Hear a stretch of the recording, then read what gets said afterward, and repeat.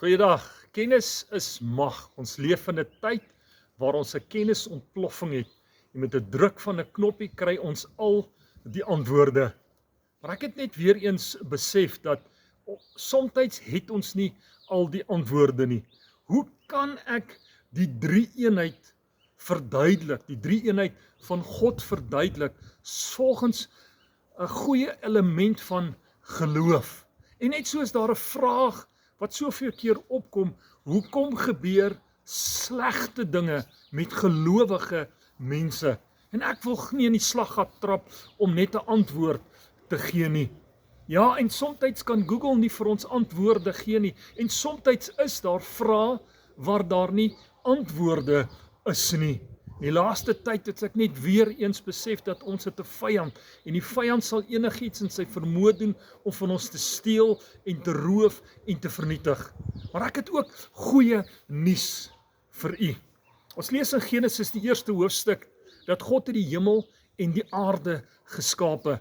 En dan in vers 2 kom die Bybel en sê die aarde was woes en leeg en duisternis was op die watervloed.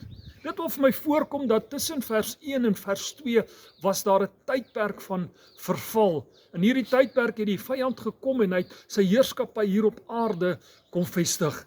Maar dan die goeie nuus is in vers 3, wat die Here sê, laat daar lig wees. God skakel weer die lig aan. En moontlik is jy op 'n plek dat jy voel dat die duisternis is besig om jou in te sluk. Daar is vrae dat jy nie weet wat is die antwoorde nie. Maar ek vir jou sê, gee God 'n kans dat hy weer eens die lig aanskakel.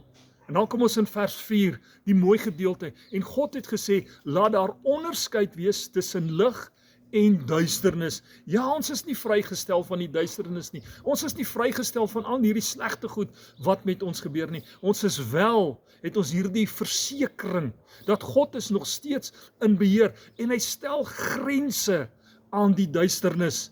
En dan Johannes 1 vers 5 sê dit so mooi vir ons, die duisternis sal die lig nooit oorweldig nie.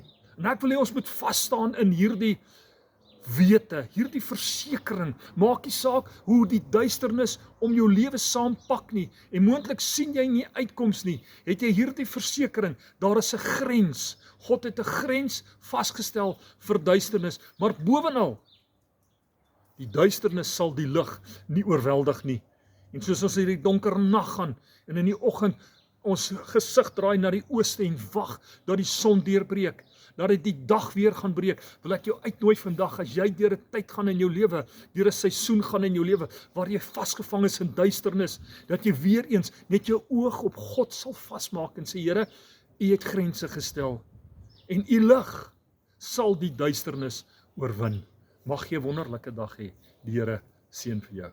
Amen.